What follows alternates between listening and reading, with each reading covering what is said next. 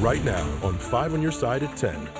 Rain around this evening, but we're going to see how much longer this rain stays around with us overnight and what we're expecting the rest of the weekend. Saying goodbye. A local family leaning on the support of the community to honor a man shot and killed in downtown St. Louis. But first, Metrolink riders witnessing violence. It honestly could have been me.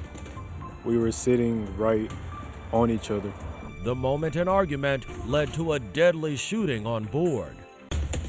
Tonight, one man is dead and another is in custody after an argument today led to a shooting on a Metrolink train. Good evening. I'm Brent Solomon. 5 on your side's Mercedes McKay joins us now with what people on that train at the time saw and heard. Mercedes. Brent, 5 on your side was on the scene as police arrested a suspect just minutes after the shooting happened. A witness tells us inside the train, guns were pointed at innocent bystanders. It honestly could have been me. We were sitting right on each other. A typical Saturday morning on a Metrolink train turned into a terrifying one for some riders. Me and the victim, we made eye contact, and it's like he knew that something wasn't right. And then after that split second, that's when things went left. Just after 10 a.m. at the Maplewood Manchester station, a brief argument on the tracks turned deadly. The older guy stood up and started letting off shots. Like I said, I'm in the seat directly behind him, so that's when I ducked. There was about 6 or 7 shots that were let off. Crime scene tape surrounded the platform after officers arrived and found the man who had been shot. He was rushed to an area hospital but later died. Police arrested the suspect immediately, while passengers were thankful for life. Just went into prayer because, like I say, it was unfortunate that happened, but in this case, it could have been more victims. Like many, Monty Hall relies on this transit system. It's what I use for my transportation, that and my skateboard. But hearing that someone lost their life while using this necessity made Hall hesitant and angry. It's a big world out here. A lot of people out here, you can experience a lot. You can do a lot. You don't gotta kill nobody. While police stayed around the station hours after the shooting happened, many, like Hall, are ready for the violence to stop. Y'all need to be good Americans and start doing start doing the right thing. Metrolink released a statement saying they are committed to improving safety and security on their transit system. They said in part they are moving forward with the secure platform plan. That includes new high security gates, new fencing, and surveillance camera monitoring capabilities from the real-time camera center. You can read Metrolink's full statement on our website, ksdk.com, under the As Seen on TV section. Mercedes, thanks. A memorial this afternoon for 30-year-old Darius Mullins. Police say a teenager shot and killed the St. Louis man Thursday near Keener Plaza. Mullins enjoyed skateboarding. His loved ones released red and black balloons in his honor. Police say he was taking a break from skateboarding when the 17-year-old suspect approached him. Words were exchanged and then gunfire. The teen is now in custody. Investigators want to see this case prosecuted on the federal level. A beloved garbage truck driver in Glendale died early this morning. Loved ones say he had an undiagnosed infection. About a month ago, Patrick Mack lost his daughter from a domestic violence incident and gained custody of her children. Right now, the community is helping to pay for expenses through a GoFundMe. To find out how you can help, visit this story on ksdk.com under the As Seen on TV section. Tonight, a Lake St. Louis police officer is back home after being hurt in the line of duty last month.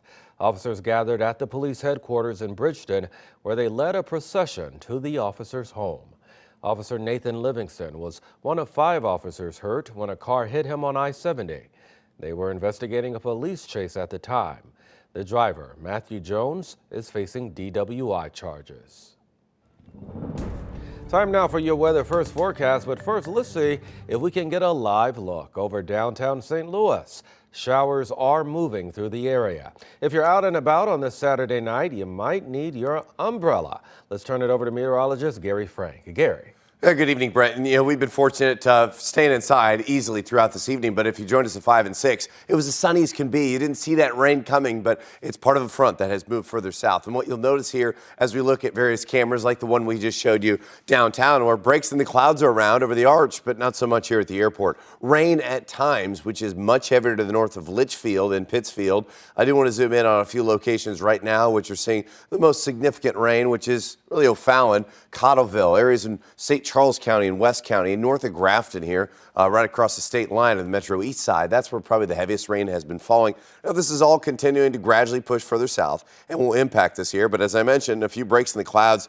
The temperature is the most significant difference. And if you've watched any of the City SC game, 49 now. It was 69 just hours ago. That north-northwest breeze has moved in.